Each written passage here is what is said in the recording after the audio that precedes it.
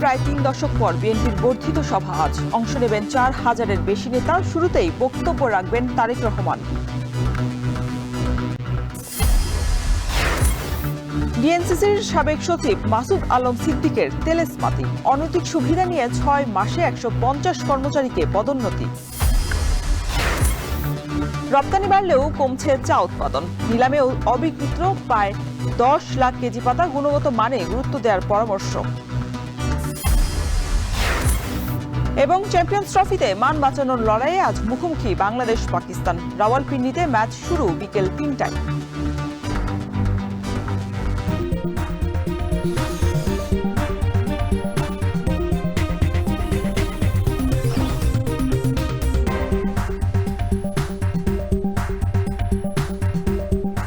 স্বাগত। এখন সকালে সঙ্গে আছি আমি শরীফ রওশন। দীর্ঘ ২৮ বছর পর বিএনপির বর্ধিত সভা আজ। প্রস্তুত জাতীয় সংসদ ভবনের এলডি হল প্রাঙ্গণ। সকাল ১০টা থেকে শুরু সভায় অংশগ্রহণ করবেন ৪,০০০ নেতাকর্মী। কেন্দ্রীয় নেতারা বলছেন, এটি নেতাকর্মীদের মধ্যে সম্পর্ক বৃদ্ধির পাশাপাশি দলের কার্যক্রমকে গতিশীল করবে। ঐক্য রক্ষা এবং গণতন্ত্র পুনঃপ্রতিষ্ঠা নিয়ে সভায় আলোচনা হবে বলেও জানান বিএনপির সিনিয়র যুগ্ম মহাসচিব রুহুল কবির রিজভী। বিস্তারিত জানাচ্ছেন সিফাত শাহরিয়ার। দীর্ঘ ২৮ বছর পর বিএনপির বর্ধিত সভা, তাতে বিএনপির নেতাকর্মীদের জন্য বাড়তি আয়োজন। প্রস্তুত জাতীয় সংসদ ভবনের এলডি হল প্রাঙ্গণ। কেন্দ্রীয় নেতারা জানিয়েছেন, তৃণমূলের সাথে সম্পর্ক দৃঢ় করবে এই সভা। সকলের ঐক্যই রুখে দিতে পারে সকল ষড়যন্ত্র।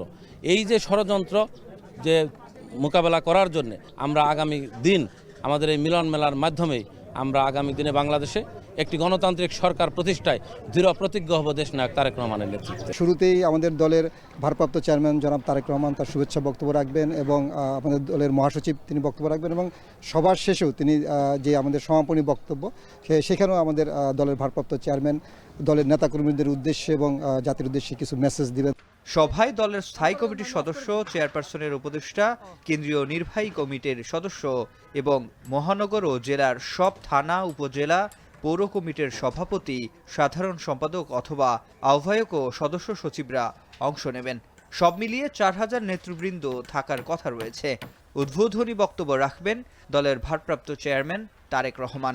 তৃণমূলকে ঐক্যবদ্ধ করার লক্ষ্যে এবং আগামী দিনে ইনশাল্লাহ এই গণতন্ত্রকে প্রাতিষ্ঠানিক রূপ দেওয়ার ক্ষেত্রে দেশনায়ক তারেক রহমানের নেতৃত্বে বাংলাদেশ জাতীয়তাবাদী দল অগ্রণী ভূমিকা পালন করবে। আমাদের যে সাংগঠনিক নেতৃবৃন্দ যারা আসবেন তাদের মধ্যে যে আলোচনাটা হবে, সর্বশেষ যে সিদ্ধান্ত, এই সিদ্ধান্তটা আমার মনে হয় আমাদের ঐক্যটা সবচেয়ে বেশি গুরুত্বপূর্ণ। কারণ গণতন্ত্রের বীজ যত শক্তিশালী হবে তত আমরা একটা সঠিক বাংলাদেশ, ভবিষ্যৎ বাংলাদেশ, আগামীর বাংলাদেশটা যেন সুন্দর হয় সেই দিকে আমরা সুন্দরভাবে আগাইতে পারবো। বিএনপির সিনিয়র যুগ্ম মহাসচিব রুহুল কবির রিজভী বলেন, ঐক্য রক্ষা ও গণতন্ত্র পুনঃপ্রতিষ্ঠা নিয়ে আলোচনা হবে এই সভায়। যে আধিপত্যবাদী শক্তি তারা বসে নেই, তারা শেখ হাসিনার পরাজয়ের পরে নানাভাবেই তারা চেষ্টা করছে দেশকে অস্থিতিশীল করার জন্য। তো সুতরাং দেশের ভিতরে ঐক্য রক্ষা করা এবং চক্রান্ত ষড়যন্ত্রকে প্রতিহত করা ইত্যাদি বিষয়েও আপনার আমাদের যে বর্ধিত সভা সেখানে নেতৃবৃন্দরা আলোচনা করবেন। বিএনপির বর্ধিত সভাকে অনেকে দলের ছায়া কাউন্সিল হিসেবে দেখছেন, আর কেন্দ্রীয় নেতারা মনে করছেন এতে দলের নেতাকর্মীদের মধ্যে যেমন সম্পর্ক বৃদ্ধি পাবে, তেমনি দলের কার্যক্রমও গতি আসবে। আর সাধারণ মানুষ তাকিয়ে আছে বিএনপির এই বর্ধিত সভার শেষে দল ও দেশের জন্য বিএনপি কি বার্তা নিয়ে আসে। সিফাত শাহরিয়ার, এখন ঢাকা। ঢাকা উত্তর সিটির সাবেক সচিব মোহাম্মদ মাসুদ আলম সিদ্দিক প্রায় ১৫০ কর্মকর্তা কর্মচারীকে পদোন্নতি এবং অতিরিক্ত দায়িত্ব দিয়েছেন গেল ৬ মাসে, যার বেশিরভাগই লঙ্ঘন করা হয়েছে বিধিমালা। এছাড়াও মাসুদ আলম সিদ্দিক বিগত আওয়ামী লীগ সরকারের আমলে শ্রমিক লীগের সহ সভাপতিকে ৩য় শ্রেণীর কর্মচারী থেকে করেছেন ১ম শ্রেণীর কর্মকর্তা। অভিযোগ উঠেছে এইসব পদোন্নতির জন্য তিনি নিয়েছেন অনৈতিক সুযোগ সুবিধাও। এদিকে অনিয়মের প্রমাণ পেলে ব্যবস্থা নেওয়ার আশ্বাস দিয়েছেন উত্তর সিটির প্রশাসক। শম্পা বিশ্বাসের প্রতিবেদন। গত ১৯ ফেব্রুয়ারি থেকে ওএসডি বা বিশেষ ভারপ্রাপ্ত কর্মকর্তা করে রাখা হয়েছে ঢাকা উত্তর সিটি কর্পোরেশনের সাবেক সচিব মোহাম্মদ মাসুদ আলম সিদ্দিককে। জানা যায় ২০১৮ সালে অনুষ্ঠিত একাদশ জাতীয় সংসদ নির্বাচনে জেলা প্রশাসক হিসেবে বিতর্কিত দায়িত্ব পালন করেছিলেন তিনি। ওই নির্বাচনে সরকার মনোপুত ভূমিকা রাখায় পুরস্কার স্বরূপ ২০২১ সালে ঢাকা উত্তর সিটি কর্পোরেশনে সচিব হিসেবে নিয়োগ পান মাসুদ আলম সিদ্দিক। তবে পূর্বের বিতর্ক তার পিছু ছাড়েনি। কর্মক্ষেত্রের শেষ ৬ মাসে তিনি প্রায় ১৫০ জন কর্মকর্তা কর্মচারীকে পদোন্নতি এবং অতিরিক্ত দায়িত্ব দিয়েছেন, যার বেশিরভাগ ক্ষেত্রেই লঙ্ঘন করা হয়েছে পদোন্নতি এবং অতিরিক্ত দায়িত্বের বিধিমালা। অভিযোগ উঠেছে এসব পদোন্নতি দেওয়ার জন্য তিনি নিয়েছেন অনৈতিক সুযোগ সুবিধা।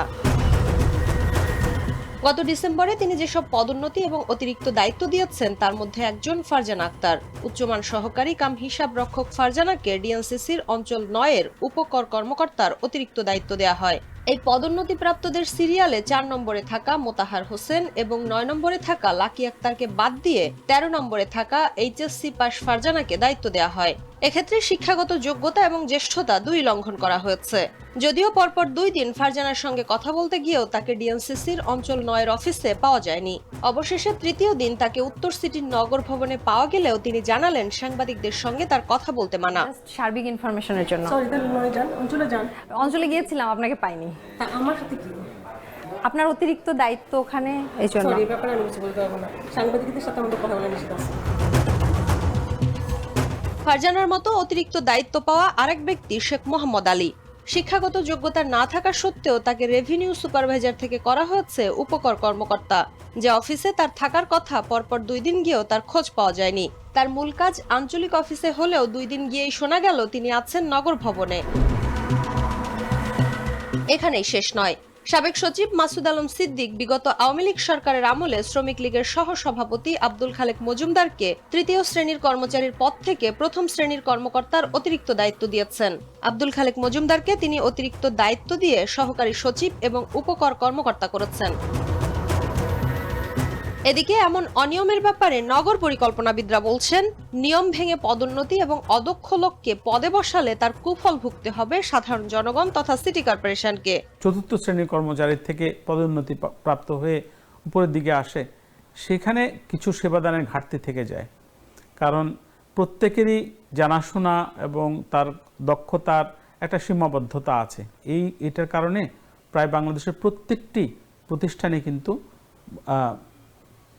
অসুবিধার সম্মুখীন তারা কিন্তু হয়। এমন পরিস্থিতিতে ডিএনসিসির নতুন প্রশাসক মোহাম্মদ এজাজ পদোন্নতি এবং অতিরিক্ত দায়িত্ব বণ্টনের ক্ষেত্রে অনিয়মের প্রমাণ পেলে ব্যবস্থা নেওয়ার আশ্বাস দিয়েছেন। সবগুলো রিভিউ করা হবে, কোনো ধরনের অনিয়ম হলে আমরা অ্যাকশনে যাব। একই সঙ্গে নতুন প্রশাসক একটি কমিটি করে পদোন্নতি এবং অতিরিক্ত দায়িত্বের বিষয়ে তদারকি করার ঘোষণাও দিয়েছেন। নানা অনিয়ম আর দুর্নীতি করার পরেও ঢাকা উত্তর সিটি কর্পোরেশনে বহাল তবিয়তে ছিলেন মাসুদ আলম সিদ্দিক। সেবা সংস্থায় দায়িত্ব পালন করতে এলেও বিভিন্ন সময় অনিয়মের প্রশ্নের মুখোমুখি হলে তিনি দায় এড়িয়ে যেতেন জনসংযোগ দপ্তরের দোহাই দিয়ে। এছাড়া নানা প্রকল্পে দুর্নীতি এবং অর্থ তছরুপের বিষয়ে জানতে চাইলে অফিসে থাকার পরেও জনসংযোগ দপ্তরের মাধ্যমে তিনি সাংবাদিকদের জানাতেন তিনি বাইরে আছেন। কিন্তু এত সতর্কতার পরেও মাসুদ আলম সিদ্দিকের শেষ রক্ষা হলো না। গত ১৯ ফেব্রুয়ারি তাকে ওএসডি করে জনপ্রশাসন মন্ত্রণালয়। শম্পা বিশ্বাস, এখন, ঢাকা। নগরবাসীর নিরাপত্তা নিশ্চিত করতে যৌথ বাহিনীর টহল এবং তল্লাশি আরও জোরদার করা হয়েছে, এমনটাই জানিয়েছেন ঢাকা মহানগর গোয়েন্দা পুলিশের প্রধান অতিরিক্ত কমিশনার রেজাউল করিম মল্লিক। বুধবার রাতে গুলশানে আইনশৃঙ্খলা বাহিনীর তৎপরতা নিয়ে আয়োজিত সংবাদ সম্মেলনে তিনি আরও বলেন, সন্ত্রাসী যেই হোক না কেন তাকে আইনের আওতায় আনা হবে। নগরবাসীর নিরাপত্তা নিশ্চিতে আইনশৃঙ্খলা বাহিনী সর্বদাই তৎপর রয়েছে বলেও জানান তিনি। এছাড়া আইনশৃঙ্খলা বাহিনীকে সহযোগিতা করতে নগরবাসীকে এগিয়ে আসার আহ্বান জানান তিনি। এর আগে রাজধানীর বিভিন্ন স্থানে আইনশৃঙ্খলা বাহিনীর তল্লাশি অভিযান পরিদর্শন করেন ডিবি প্রধান।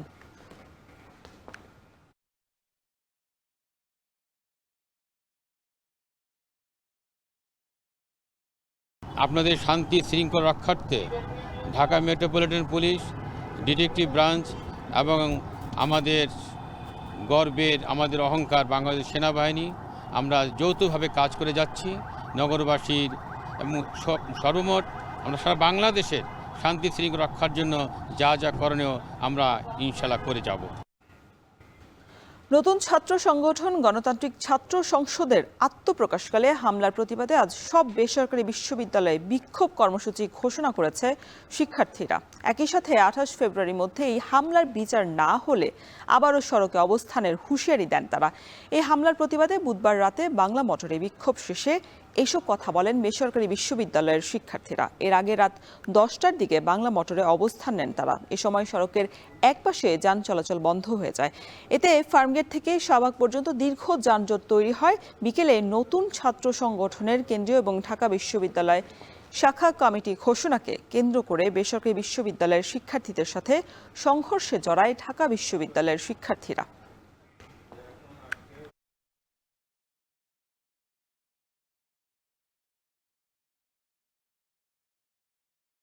সকল বেসরকারি বিশ্ববিদ্যালয়ে বিক্ষোভ মিছিল হবে আর 28 তারিখে আমাদের এই শিক্ষার্থীদের উপর যে হামলা হয়েছে ন্যাক্কারজনক, এই হামলার প্রতিবাদে যদি ওরা ন্যায় বিচার না হয়, আমরা সন্তুষ্ট না হই, 28 তারিখে ঢাকা শহর ব্লকেড হবে। জাপান, নিউজিল্যান্ড, সাইপ্রাস সহ পৃথিবীর 18টি দেশে রপ্তানি হচ্ছে বাংলাদেশের চা পাতা। তবে এরপরও 1 বছরের ব্যবধানে প্রায় 90 লাখ কেজি চা পাতার উৎপাদন কমেছে। গুণগত মান কম হওয়ায় আর বাড়তি উৎপাদন খরচের চাপে কেমন যাচ্ছে দেশের চা খাত, বিস্তারিত জানাচ্ছেন হোসেন জিয়াদ। ক্যামেরায় ছিলেন সঞ্জয় মল্লিক।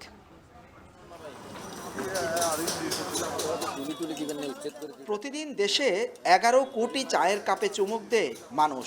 সে হিসেবে বার্ষিক চাহিদা প্রায় 4000 কোটি কাপ। সে চাহিদা মিটিয়ে বিশ্ববাজারে বাড়ছে চায়ের রপ্তানি। 2024 সালে গত 5 বছরের মধ্যে রেকর্ড পরিমাণ 24 লাখ কেজি চা পাতা রপ্তানি হয়েছে, যা আগের বছরের দ্বিগুণেরও বেশি। রপ্তানি আয়ও বেড়ে দাঁড়িয়েছে 45 কোটি 95 লাখ টাকা। এর আগে 2020 সালে 21 লাখ কেজি চা পাতা রপ্তানি হলেও 2021 সালে তা অনেকটা কমে যায়। তবে 2023 ও 24 সালে রপ্তানিতে আবার ঊর্ধ্বগতি দেখা গেছে।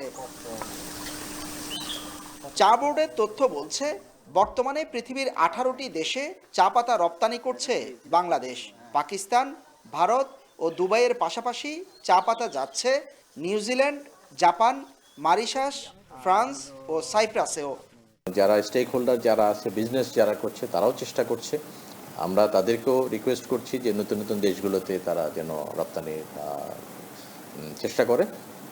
আর আমাদের দিক থেকে রপ্তানির ব্যাপারে সকল ফ্যাসিলিটি আমরা দেওয়ার জন্য রেডি আছি এবং মন্ত্রণালয়ও এই পজিটিভ এই ব্যাপারে।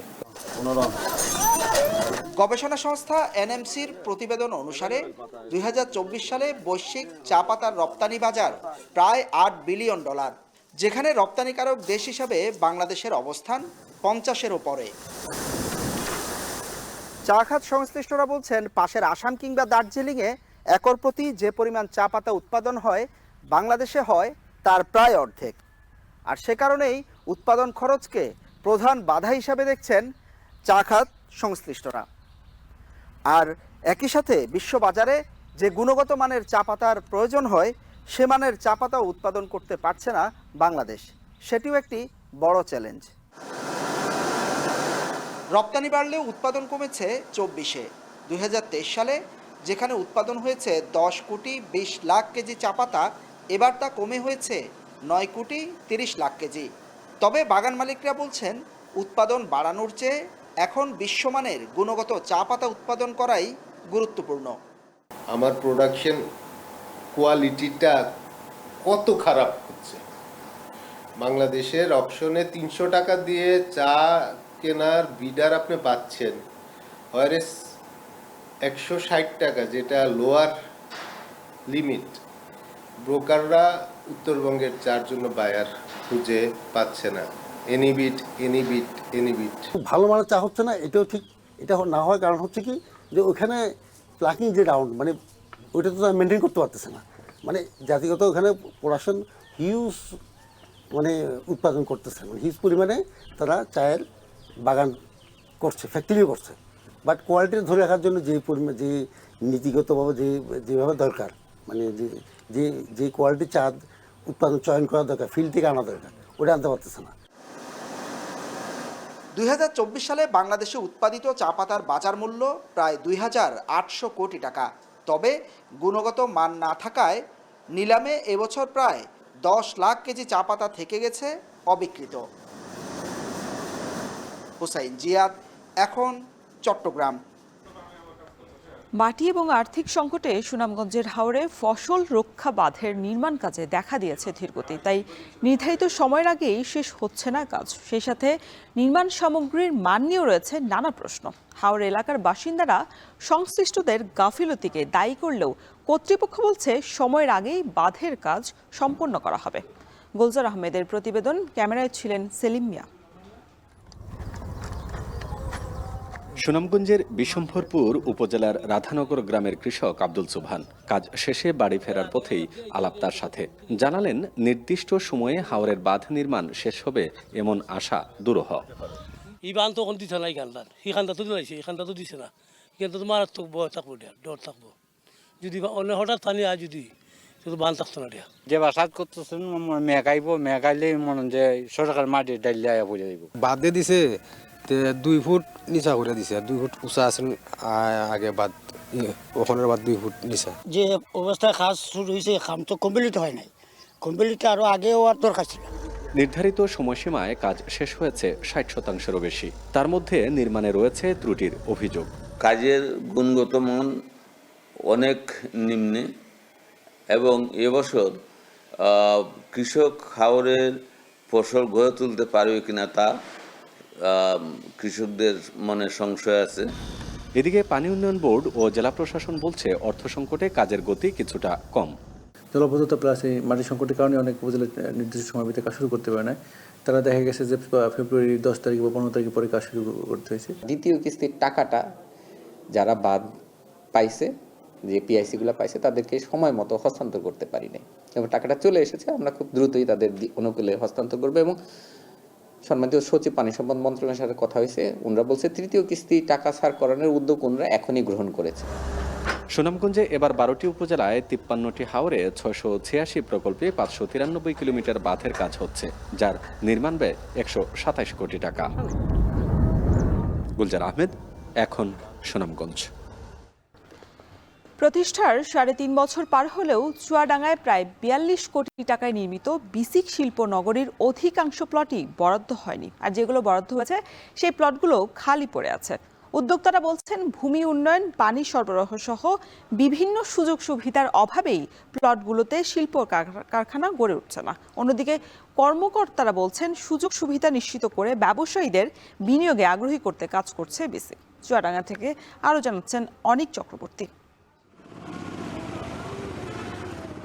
নানা সমস্যা আর জটিলতায় মুখ থুবড়ে পড়েছে চুয়াডাঙ্গা বিসিক শিল্পনগরীর কার্যক্রম।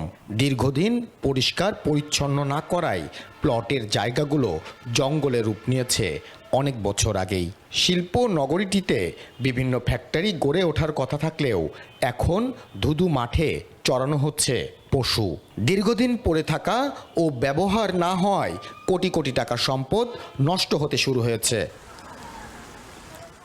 অর্থনৈতিক উন্নয়ন ও শিল্পায়নের লক্ষ্যে 41 কোটি 91 লাখ টাকা ব্যয়ে ডিঙাদহ এলাকায় 2021 সালে প্রতিষ্ঠা করা হয় বিসিক শিল্পনগরী, যেখানে প্রতি শতকের মূল্য ধরা হয় 2,10,000 টাকা। আছে 6 ক্যাটাগরির মোট 78টি প্লট। এ পর্যন্ত 28টি প্লট বরাদ্দ দেওয়া হয়েছে। এখানেও নামমাত্র সাইনবোর্ড টাঙিয়ে রেখেছেন ব্যবসায়ীরা। বরাদ্দের অপেক্ষায় রয়েছে আরও 50টি প্লট। সুযোগ সুবিধা পর্যাপ্ত না থাকায় বিসিক শিল্পনগরী থেকে মুখ ফিরিয়ে নিচ্ছেন ব্যবসায়ীরা। বিসিক শিল্পনগরী যেটা গড়ে উঠছে, এখনো পর্যন্ত কোনো ব্যবসাদার ওখানে যায়নি, টোটালি দুটো মাঠ হয়ে পড়ে আছে।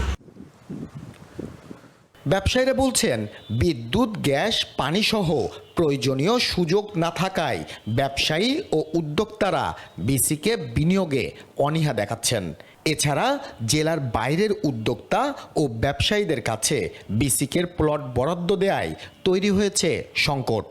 প্লট যেগুলো আছে সেই প্লটের ওখানে সমস্যা আছে, যেগুলো মেন যে ছোট ছোট প্লটগুলো সেগুলো বরাদ্দ অলরেডি হয়ে গেছে, যার কারণে যারা ছোট ছোট উদ্যোক্তা তাদের ক্যাপাসিটির বাইরে থেকে যারা আসছে তাদের মনে করে ঝিঁড়াই একটা ফ্যাক্টরি আছে, ঝিঁড়ে তার প্রোডাক্ট নেই নেওয়ার মতো তার, সে কিন্তু জানে বিসিকে গেলে কি সুবিধা। চুয়াডাঙ্গায় যারা আছে এটা কিন্তু আমরা কেউ জানি না যে বিসিকে গেলে আমার সুবিধা হবে না অসুবিধা হবে। কর্মকর্তারা বলছেন বিসিক শিল্পনগরীতে কলকারখানা তৈরি হতে কয়েক বছর সময় লাগে। পূর্ণাঙ্গ বিসিক চালু হলে জেলার ব্যবসায়ীদের উন্নয়ন হবে। এটা নিয়ে আমরা সম্প্রতি গত মাসে একটা মিটিং করেছি, যারা এখনো কাজ শুরু করছে না তারা বিভিন্ন ডেডলাইন দিয়েছে যে এত তারিখের মধ্যে করবো, সেটা আমরা ডিসি অফিসের মিটিংয়ে প্লট বরাদ্দ মিটিংয়ে আমরা তুলেছি। তো যে কয়জন আপনারা এখনো কাজ শুরু করেনি, টাইম প্লট বরাদ্দ নীতিমালা অনুযায়ী সময় তাদের দেওয়ার সময়টা পার হয়েছে, তাদের বিরুদ্ধে আমরা অ্যাকশন নিয়েছি অলরেডি। 2021 সালের জুন মাসে 17.58 একর জমির ওপর গড়ে ওঠে চুয়াডাঙ্গার বিসিক শিল্পনগরী। বিসিক এই শিল্পনগরীতে গড়ে ওঠার সম্ভাবনা রয়েছে কৃষি যন্ত্রপাতি, সার, কীটনাশক, তৈজসপত্রের ফ্যাক্টরি সহ নানা ধরনের শিল্প প্রতিষ্ঠান। সম্পূর্ণ চালু হলে এই জনপদের প্রায় কয়েক হাজার মানুষের কর্মসংস্থান হবে। অথচ বিসিকে জমির বরাদ্দের পরপরই এমনভাবে সাইনবোর্ড বসিয়ে রেখেই খোঁজ নেই কোনো ব্যবসায়ীর। অনিক চক্রবর্তী, এখন চুয়াডাঙ্গা। নওগাঁ সদর উপজেলার বাচারি গ্রামে স্টিলের শীট থেকে তৈরি হচ্ছে গৃহস্থালির বিভিন্ন আসবাবপত্র। প্রতিদিন প্রায় 7 লাখ টাকার আসবাবপত্র উৎপাদন হয় এই গ্রামে। সরকারি পৃষ্ঠপোষকতা পেলে পণ্যের উৎপাদন বাড়ার পাশাপাশি কর্মসংস্থান বাড়ার প্রত্যাশা করছে সংশ্লিষ্টরা। আরও জানাচ্ছেন আব্বাস আলী। ঠক ঠক শব্দে মুখর কারখানা, সকাল থেকে সন্ধ্যা পর্যন্ত চলে কর্মযজ্ঞ। নওগাঁ সদর উপজেলার বাচারি গ্রামে 3 দশক আগে স্টিল শীটের গৃহস্থালী পণ্য ও আসবাবপত্র তৈরি শুরু হয়। স্টিলের আলমারি, শোকেস, সুটকেস, ড্রেসিং টেবিল ও চাল রাখার ড্রাম তৈরি হয় এখানে। গ্রামের বেশিরভাগ পরিবারই এই কাজ করে জীবিকা নির্বাহ করেন। স্থানীয় চাহিদা মিটিয়ে এসব পণ্য যায় বগুড়া, নাটোর, চাঁপাইনবাবগঞ্জ সহ বেশ কয়েকটি জেলায়। 5 বছর আগেও এই গ্রামে স্টিল শীটের আসবাবপত্র তৈরির কারখানা ছিল প্রায় 20টি, কিন্তু শীটের দাম বাড়ায় অধিকাংশ কারখানা বন্ধ হয়ে গেছে। বর্তমানে চালু আছে মাত্র 7টি কারখানা। গ্রামে আসি আমরা 365 জন, তার ভিতরে আমরা 300 জনই এই কর্ম করে খাই। আমার বাপের আমল থাকে, বেটার আমল পর্যন্ত চলে আসে। এগুলো মনে করেন যে চাঁপাইনবাবগঞ্জ পর্যন্ত যায় এবং বগুড়া, আদমদিঘি পর্যন্ত যায়। বাক্স 200 টাকা, 300 টাকা, মিক্সারগুলো 300 থেকে 250 টাকা করে, ড্রাম 800 থেকে 150 টাকা। পড়ালেখার খরচ বা সাংসারিক খরচ সব কিছু এই কাজ থেকেই মোটামুটি আমি উপার্জন করে চালাই। চায়না যে শীটটা কোরিয়ান, সেই শীটটার দাম ছিল হলো 140 টাকা কেজি, সেটা এখন হলো দাম বেড়ে হয়ে গেছে 185-90 টাকা কেজি। বেসরকারি সংস্থা থেকে টাকা ঋণ লেগে এই ঋণ সুদের হার বেশি হওয়াতে অনেক কারখানা বন্ধ হয়ে যায়। চাহিদা থাকলেও স্টিল শীটের দাম বাড়ায় ব্যাহত হচ্ছে উৎপাদন। এই শিল্পকে টিকিয়ে রাখতে স্থানীয় ব্যবসায়ীরা চান সরকারি পৃষ্ঠপোষকতা। একই সাথে সম্ভাবনাময় এই শিল্পকে এগিয়ে নিতে কারিগরি প্রশিক্ষণ সহ সব ধরনের সহযোগিতার আশ্বাস দিয়েছেন বিসিক কর্মকর্তা। শীতের দাম আগে ছিল 60 থেকে 70-80 টাকা কেজি, সেই শীত এখন বাড়তে বাড়তে 170-80 টাকা কেজি লাগে গেছে। এই জন্য আমরা পরিশ্রম এখন করতে পারছি না। সরকার যদি আমাদের উপর লক্ষ্য দেয় তাহলে আমরা কারখানাটা একটু বাড়াতে পারি। কারোর জন্য প্রয়োজন হয় যে তার আর্থিক প্রয়োজন, সেক্ষেত্রে কিন্তু আমরা একদম খুব সহজ শর্তে আমরা তাদেরকে ঋণ দিতে প্রস্তুত। এই ব্যাপারে আমাদের সার্বক্ষণিক সহযোগিতা আছে, এমনকি আমরা এই ধরনের উদ্যোক্তাকেই আমরা খুঁজি। বাচারি গ্রামে প্রতিদিন প্রায় 7 লাখ টাকার স্টিলের আসবাবপত্র উৎপাদন হয়। এখন নওগাঁ। এবার আন্তর্জাতিক। 4 ইসরায়েলি জিম্মির মরদেহ হস্তান্তরের পর 6 শতাধিক ফিলিস্তিনি বন্দীকে মুক্তি দিয়েছে ইসরায়েলি কর্তৃপক্ষ। এর মধ্যে দিয়ে শেষ হলো যুদ্ধবিরতির প্রথম ধাপের বন্দি বিনিময়। ফিলিস্তিনি জিম্মিদের একটি বাসে করে অধিকৃত পশ্চিম তীরের রামাল্লায় নিয়ে আসা হয়। অপেক্ষায় থাকা স্বজনেরা তখন উল্লাসে ফেটে পড়েন। কান্না জড়িত চোখে বন্দীদের গ্রহণ করেন তাদের পরিবারের সদস্যরা। প্রথম ধাপে ইসরায়েলি জিম্মিদের মধ্যে 25 জন জীবিত এবং 8 জনের মরদেহ সহ 33 জনকে হস্তান্তর করেছে হামাস। বিনিময়ে ইসরায়েল মুক্তি দিয়েছে প্রায় 2000 ফিলিস্তিনি বন্দীকে। আগামী শনিবার যুদ্ধবিরতি চুক্তির প্রথম ধাপ শেষ হলেও দ্বিতীয় ধাপ এখনও অনিশ্চয়তার মুখেই।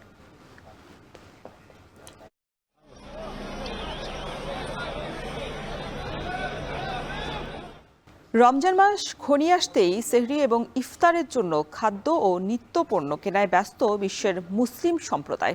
24 বছরের মধ্যে সর্বনিম্ন 0.76% মূল্যস্ফীতি থাকা সত্ত্বেও ইন্দোনেশিয়ায় এখনও খাদ্যপণ্যের দাম ঊর্ধ্বমুখী। চাহিদা বাড়ায় রমজান মাস শুরু হলে সব খাদ্যপণ্যের প্রায় 40% পর্যন্ত দাম বাড়ার শঙ্কা করছে ব্যবসায়ীরা। বিস্তারিত জানাচ্ছেন তৌহিদুর রহমান।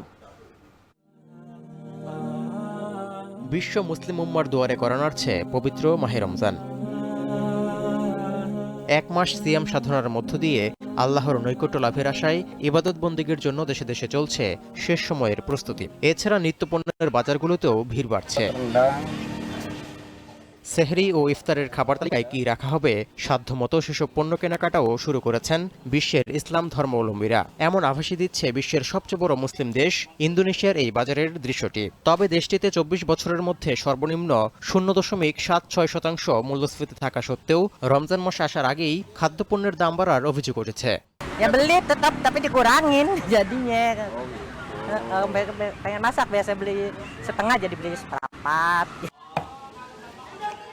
চাহিদা বেড়ে যাওয়ায় রমজান মাসের আগে থেকেই খাদ্য সামগ্রীর দাম সাধারণত বেড়ে যায় বলে দাবি ব্যবসায়ীদের। রমজান মাস শুরু হলে ইন্দোনেশিয়ায় সবজি, মাছ, মাংস ও মুরগি সহ সব পণ্যের দাম প্রায় 40% বাড়ার শঙ্কাও করছেন সংশ্লিষ্টরা। Kalau harga sedikit ada peningkatan per kilonya 5.000 sekali naik. Mereka tuh kan biasanya royal, sekarang kan udah nggak bisa royal lagi. Otomatis pengeluaran di-manage sama dia kan. Pengaruh lah buat kita. Udah harganya menjelang mau puasa itu udah pasti. এই অবস্থায় খাদ্য ও নিত্যপণ্যের দাম রমজান মাসে কমাতে দ্রুত ব্যবস্থা নিতে প্রশাসনকে নির্দেশ দিয়েছেন ইন্দোনেশিয়ার প্রেসিডেন্ট প্রাবো সুবিয়ান্তো। তৌহিদুর রহমান, এখন বিশ্ব। চীন নির্ভরতা কমাতে ইউক্রেনের বিরল খনিজ সম্পদে নজর দিচ্ছেন মার্কিন প্রেসিডেন্ট। বিশ্লেষকরা বলছেন, যুক্তরাষ্ট্রের মাইন ইন্ডাস্ট্রি চীন রাশিয়ার তুলনায় বিস্তৃত না হওয়ায় ইউক্রেনের ওপর নির্ভরশীলতা বাড়ালে ট্রাম্প প্রশাসনের জন্যই জাতীয় এবং অর্থনৈতিক নিরাপত্তা নিশ্চিত করা সহজ হবে। এছাড়া চলমান সংঘাত বন্ধে ইউক্রেন যুক্তরাষ্ট্রের মুখাপেক্ষী হওয়ায় রেয়ার আর্থ মিনারেল চুক্তির এটাই উপযুক্ত সময় বলেও মনে করছেন সংশ্লিষ্টরা। বাকিটা জানাবেন সতীর্থ কর্মকার। চলমান সংঘাত বন্ধের আলোচনায় নিজেদের স্বার্থ রক্ষা ও নিরাপত্তা নিশ্চিতে রীতিমতো উঠে পড়ে লেগেছেন ইউক্রেনীয় প্রেসিডেন্ট। তাই জেলেনস্কির ওয়াশিংটন সফরের আগেই ডোনাল্ড ট্রাম্পের বার্তা, শিগগিরই বড় ধরনের চুক্তি করতে যাচ্ছে ইউক্রেন ও যুক্তরাষ্ট্র। মার্কিন গণমাধ্যম বলছে, ওয়াশিংটনের সাথে রেয়ার আর্থ মিনারেল বা খনিজ চুক্তি স্বাক্ষরে সম্মত হয়েছে কিয়েভ। গেল সপ্তাহে জেলেনস্কিকে স্বৈরাচার আখ্যা দিয়েছেন ট্রাম্প, চাপিয়েছেন যুদ্ধ শুরুর দায়ও। কিন্তু এসবের তোয়াক্কা না করেই জেলেনস্কি যেভাবে খনিজ চুক্তি নিয়ে আগ্রহ দেখাচ্ছেন, তাতে এটি স্পষ্ট ইউরোপ নয় বরং ওয়াশিংটনের কাছেই নিরাপত্তা নিশ্চয়তা চায় কিয়েভ। বিশ্লেষকরা বলছেন, এই খনিজ চুক্তির মধ্য দিয়েই ট্রাম্পের আস্থাভাজন হতে চাইছেন জেলেনস্কি। আর ইউক্রেন থেকে খনিজ উপাদানের সহায়তা নিয়ে চীনের উপর নির্ভরশীলতা কমাতে চাইছেন ট্রাম্প। বিশেষজ্ঞরা আরও মনে করেন, দুর্লভ খনিজ উত্তোলনে যুক্তরাষ্ট্র চীন বা রাশিয়ার মতো পারদর্শী না হয় এই চুক্তি ওয়াশিংটনের জন্য একইভাবে গুরুত্বপূর্ণ। Trump wants rare earths because the American economy is highly dependent on Chinese sources and it's an economic and national security risk. So reason number one. Reason number two is that there are now so many American companies who are able to mine and produce rare earths within the US. উচ্চ ক্ষমতা সম্পন্ন চুম্বক, বৈদ্যুতিক motor, বিদ্যুৎ চালিত গাড়ি, electronic gazette, এমনকি ক্ষেপণাস্ত্র তৈরিতে রেয়ার আর্থ মিনারেলের বিকল্প নেই। ইউক্রেনীয় প্রেসিডেন্টের দাবি, রাশিয়ার কাছ থেকে এসব দুর্লভ খনিজ সংগ্রহের পরিকল্পনা করছে উত্তর কোরিয়া ও ইরান। এমনটা কার্যকর হলে সবচেয়ে বড় বিপদে পড়বে যুক্তরাষ্ট্র। পাশাপাশি এভিয়েশন ও মহাকাশযান নির্মাণ শিল্পে প্রয়োজনীয় টাইটানিয়াম এবং পরমাণু সক্ষমতার জন্য অপরিহার্য ইউরেনিয়ামের সবচেয়ে বড় মজুদ আছে ইউক্রেনে, যা ইউরোপের মধ্যে সর্বোচ্চ। বিশ্লেষকদের দাবি, জেলেনস্কির ভাষ্যমতে প্রতিরোধ অক্ষ থেকে নিজেদের সুরক্ষিত রাখার পাশাপাশি খনিজ উত্তোলনেও ইউক্রেনের ওপর নির্ভর করতে হবে যুক্তরাষ্ট্রকে, কারণ ইউক্রেনে উত্তোলনযোগ্য রেয়ার আর্থ মিনারেলের অধিকাংশই চীনের নিয়ন্ত্রণে। Now, because the term rare earth elements refers to 17 chemically similar elements that are one right next to the other on the periodic table, that means they're actually very difficult to break apart, to separate. Because of the challenges, the heavy energy and resource and pollution risks that are associated with refining rare earth elements. দ্বিতীয় মেয়াদে ক্ষমতায় এসে নিজ দেশেই জ্বালানি তেল ও gas উত্তোলনে জোর দিচ্ছেন ডোনাল্ড ট্রাম্প। গ্রিনল্যান্ড দখলের যে হুঁশিয়ারি দেন, সেখানেও আছে রেয়ার আর্থ মিনারেলের যথেষ্ট মজুদ। ফলে ইউক্রেনের সাথে খনিজ চুক্তির পর দেশটিতে পাঠানো সামরিক সহায়তার ক্ষতিপূরণ তুলবেন ট্রাম্প। গণমাধ্যমগুলো এই খবর নিয়ে মাতামাতি করলেও বিশেষজ্ঞরা বলছেন, খনিজ উপাদানের বাজার ধরার মাধ্যমে মূলত চীনের সাথে বাণিজ্য যুদ্ধে এগিয়ে থাকতে চান নয়া প্রেসিডেন্ট। সতীর্থ কর্মকার, এখন বিশ্ব। এদিকে চীনের চিপ বা সেমিকন্ডাক্টর খাতে আরও কঠোর বিধিনিষেধ আরোপে তাইওয়ান সহ মিত্রদের ওপরও চাপ বাড়াচ্ছে যুক্তরাষ্ট্র। এরই মধ্যে তাইপে তাদের চিপ শিল্পকে ওয়াশিংটনের হাতে তুলে দিতে যাচ্ছে বলে অভিযোগ তুলেছে বেইজিং।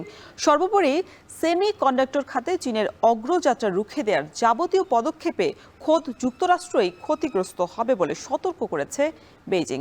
তৌহিদুর রহমানের আরও একটি প্রতিবেদন। দিন দিন তীব্র আকার ধারণ করছে যুক্তরাষ্ট্র ও চীনের প্রযুক্তি লড়াই। মার্কিন প্রেসিডেন্ট ডোনাল্ড ট্রাম্পের নিষেধাজ্ঞার মধ্যেও প্রযুক্তি বাজারে প্রভাব বিস্তারে অপ্রতিরোধ হয়ে উঠছে চীন। ওয়াশিংটনের নিষেধাজ্ঞায় চিপ তথা সেমিকন্ডাক্টর শিল্পে বেইজিংয়ের অগ্রযাত্রা তো থামেনি, উল্টো বেড়েছে উদ্ভাবনের গতি। এই যেমন গাড়ি ও ডিসপ্লে প্যানেলের জন্য ব্যবহৃত চিপ বাজারে তাইওয়ানের পাওয়ার চিপ, ইউএমসির মতো প্রতিষ্ঠানগুলোর আধিপত্যকে চ্যালেঞ্জ করতে শুরু করেছে চীনা চিপ কারখানা নেক্সট চিপ, হুয়াহং ও এসএমআইসি। এতে দুশ্চিন্তায় যুক্তরাষ্ট্রের চিপ প্রস্তুতকারী প্রতিষ্ঠান এনভিডিয়াও। এমন পরিস্থিতির মধ্যেও ট্রাম্প প্রশাসন চীনের বিরুদ্ধে আরও কঠোর সেমিকন্ডাক্টর সংশ্লিষ্ট বিধিনিষেধ আরোপের কথা ভাবছে। এরই অংশ হিসেবে মিত্রদের উপরও চাপ দিচ্ছে ওয়াশিংটন। চলতি মাসের মাঝামাঝিতে মিত্র তাইওয়ানের সমালোচনা করে ট্রাম্প বলেন, চিপ উৎপাদন শিল্পে যুক্তরাষ্ট্রের স্থানটি কেড়ে নিয়েছে তাইওয়ান। এই অবস্থান ফিরে পেতে চান তিনি।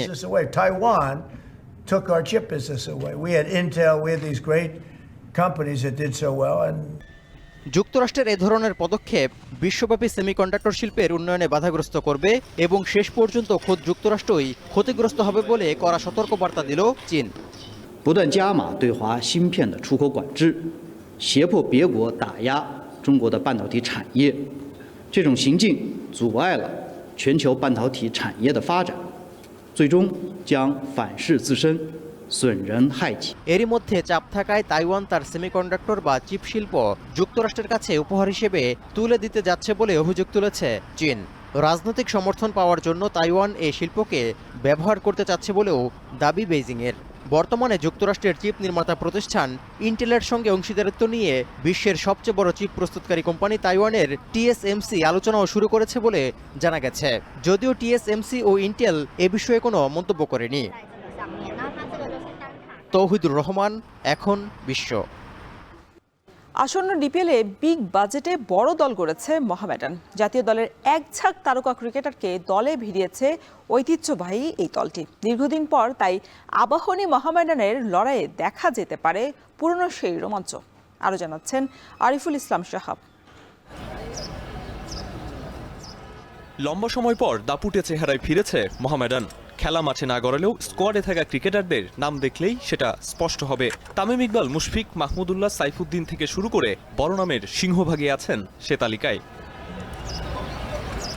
আগের আসরগুলোতে সেরা দল গড়ার প্রতিযোগিতায় অনেকটাই পিছিয়ে ছিল মোহামেডান, তবে ক্লাবের বাজেট বাড়ায় এবার চিত্রটা ভিন্ন। এখন বর্তমান বাজারে সবচেয়ে বেশি বাজারের টিম বর্তমান মোহামেডান। তুলনামূলকভাবে এই বছর আরও অনেক বেশি হাই বাজেট টিম নিয়ে তারা ভালো দল করেছে। আপনি ক্লাবগুলো দেখবেন, যে দল বেশি টাকা স্পেন্ড করবে সেটা ভালো দল করবে। বিগত বছরগুলোতে আবাহনীকে বলা হয়েছে জাতীয় দলের ছায়াদল, কিন্তু এবার সেই তকমাটা মোহামেডানের। তবে সাইফুদ্দিনের তথ্যসূত্রে জানা গেল ক্রিকেট পাড়ায় ফরচুন বরিশালের ছায়াদল হিসেবে সম্বোধন করা হচ্ছে ঐতিহ্যবাহী সাদা কালো ক্লাবটিকে। সবাই বলে হাসাহাসি করে ফরচুন বরিশালের ছায়া টিম মোহামেডান। তো যেহেতু আমি গত বছর ছিলাম, আনফর্চুনেটলি হয়তো বা এই বছর খেলতে পারিনি, তো ইনশাল্লাহ বলাই যায়। তারপরও যেহেতু ভালো একটা মোমেন্টাম আছে, এখানকার কোচ থেকে ক্যাপ্টেন দুজনই মোহামেডানে কাজ করবে, তো ইনশাল্লাহ ওই অভিজ্ঞতাটা কাজে লাগাবে। টানা 6 বছর আবাহনীতে খেলেছেন সাইফুদ্দিন। অন্য দলে ভালো পারিশ্রমিকের প্রস্তাবও পেয়েছিলেন, তবে সব পেছনে ফেলে মোহামেডানের ডেরায় আসার অন্যতম কারণ তামিম ইকবাল। যখন কুমিল্লা ভিক্টোরিয়ান্সে ছিল তখন থেকে আসলে উনি আমাকে ট্রাস্ট করে বিদায় হয়তোবা আমাকে নিয়েছে মোহামেডানে। ওনার একক প্রচেষ্টায় ওনার বলাতে আমাকে হয়তোবা মোহামেডান নিয়েছে, এটা আমি মনে করি। আমাদের নিজের অনেক হাই অ্যামাউন্টের সাইন ছিল এবছর, তো যেহেতু আসলে সব কিছু প্রেক্ষাপট পরিবর্তন, আমি অনেক কম নিয়ে খেলতেছি, তো এখানে ম্যাক্সিমাম সবার 20% লেসে খেলতেছে। এটা আসলে এক দুজনদের তা না, সবাই। পুরনো দিনগুলোর মতো এখন আর আবাহনী মোহামেডান ম্যাচে আগের সেই উত্তেজনা নেই, তবে দীর্ঘ সময় পর বড় বাজেটের দল গড়ায় দু দলের লড়াইয়ে ঐতিহ্য ফেরার অপেক্ষা। আরিফুল ইসলাম সাহাব, এখন, ঢাকা। দীর্ঘ 12 বছর পর আয়োজিত জাতীয় টেনিস প্রতিযোগিতায় দেখা গেছে পেশাদারিত্বের ঘাটতি। জাতীয় পর্যায়ের প্রতিযোগিতা হলেও ফেডারেশনের আয়োজন নিয়ে প্রশ্ন তুলেছেন খেলোয়াড়রা। অবশ্য ফেডারেশনের সাধারণ সম্পাদক দায় এড়িয়েছেন আর্থিক সংকটের কথা বলে। বাকিটা থাকছে প্রতিবেদনে। চলছে জাতীয় টেনিস প্রতিযোগিতার কোয়ার্টার ফাইনাল। পাশে ব্যাট বলে উত্তরা ক্লাবের জুনিয়র পর্যায়ে খেলা আজান আজিমের মনোযোগ অনুশীলনেই। সঙ্গে আসা ব্যবসায়ী বাবারও নজর কাটতে পারেনি দেশের সর্বোচ্চ পর্যায়ের এই প্রতিযোগিতা। আমাদের যারা স্টাফরা আছে তাদের আমার মনে হয় ল্যাক অফ এক্সপিরিয়েন্স আছে, ল্যাক অফ এক্সপোজার আছে। আমি বলবো যে গোয়িং ফরওয়ার্ড যত এরকম কম্পিটিশনগুলো হবে, আমাদের উচিত এই জিনিসটা আরও ভালোভাবে অর্গানাইজ করা, ভাইবটা ক্রিয়েট করা, সো দ্যাট আরও আসুক, আরও দর্শক আসুক। দেখে বোঝার সাধ্য নেই খেলা চলছে না প্রস্তুতি। জাতীয় প্রতিযোগিতা, তবে কোর্টে নেই কোনো লাইন আম্পায়ার বা চেয়ার আম্পায়ার। নিজের করা পয়েন্ট পরিবর্তন সহ টেনিস বল অন্য কোর্টে গেলে আনতে হচ্ছে খেলোয়াড়কেই। পেশাদারিত্বের কোনো ছিটে ফোঁটাও দেখা যায়নি এই আয়োজনে। সেমিফাইনাল পর থেকে আমাদের রেফারি দেওয়া হয়, বা কোনো প্রবলেম হলে কল করলে তখন রেফারি আসে। এরকম বাংলাদেশে ওই রকম লেভেলের কোচ কোনো নাই, যেই জন্য আমরা ওই রকম ট্রেনিংও পাই না, মাঠে এসে ওই রকম পাই না। কোয়ার্টার ফাইনাল, সেমিফাইনাল, ফাইনাল, এই তিনটাই জিনিসটা টাফ। সেক্ষেত্রে আমরা চেয়ার আম্পায়ার বা লাইন জাজ এটা দিয়ে কাজটা করতে পারবো। 2013 সালে সবশেষ হয়েছিল জাতীয় টেনিস প্রতিযোগিতা। মাঝে দীর্ঘ এক যুগে জাতীয় টেনিস কমপ্লেক্সে অন্যান্য ইভেন্ট হলেও ঘরোয়া এই প্রতিযোগিতার ব্যাপারে গত কমিটি ছিল বড্ড উদাসীন। নতুন অ্যাডহক কমিটি আসায় কোর্টে গড়িয়েছে ঘরোয়া আসরটি। তবে আয়োজন কি মানসম্মত করতে পেরেছে ফেডারেশন? নবগঠিত অ্যাডহক কমিটির সাধারণ সম্পাদকের কণ্ঠে সেই পুরনো সুর। দোহাই দিলেন আর্থিক সংকটের। টুর্নামেন্ট কমিটি ওরা একটু সাশ্রয় করার জন্য বল বয় রাখেনি, কারণ বল বয় তো আমাদের ফেডারেশনে কোনো পার্মানেন্ট বল বয় নয়। আমাদের বল বয় হলে বাইরে থেকে আনতে হবে, তাদের পয়সা দিতে হবে। অনেকগুলো ম্যাচ, 136 জন পার্টিসিপেন্ট, এতগুলো ম্যাচে বল বয় প্রত্যেকটা 8টা কোর্টে বল বয় যদি আমি প্রত্যেকদিন দেই, আমার অনেক খরচ। আমার বাজেটে অত খরচ আমি এটা করতে চাই না। আয়োজকদের এমন খামখেয়ালিপনায় আন্তর্জাতিক মানের টেনিস আর তৈরি হয় না বলে মনে করেন সংশ্লিষ্টরা। শরীফ রওশন, এখন, ঢাকা। শেষ করছে এখন সকাল। তার আগে শিরোনামগুলো জানিয়ে দিব আরও একবার। প্রায় 3 দশক পর বিএনপির বর্ধিত সভা আজ। অংশ নেবেন 4000-এর বেশি নেতা। শুরুতেই বক্তব্য রাখবেন তারেক রহমান। বিএনসিসির সাবেক সচিব মাসুদ আলম সিদ্দিকের তেলেসমাতি। অনৈতিক সুবিধা নিয়ে 6 মাসে 150 কর্মচারীকে পদোন্নতি। রপ্তানি বাড়লেও কমছে চা উৎপাদন। নিলামে অবিকৃত প্রায় 10 লাখ কেজি পাতা। গুণগত মানে গুরুত্ব দেওয়ার পরামর্শ। এবং চ্যাম্পিয়ন্স ট্রফিতে মান বাঁচানোর লড়াই আজ মুখোমুখি বাংলাদেশ পাকিস্তান। রাওয়ালপিন্ডিতে ম্যাচ শুরু বিকেল 3টায়। এই ছিল এখন সকালের আয়োজনে। এখন টেলিভিশন ওয়েবসাইটে দেখতে ভিজিট করুন www.ekon.tv। এছাড়া ফেসবুকে দেখতে ভিজিট করুন facebook.com/tv.ekon এবং ইউটিউবে চোখ রাখতে ভিজিট করুন youtube.com/c/ekontv।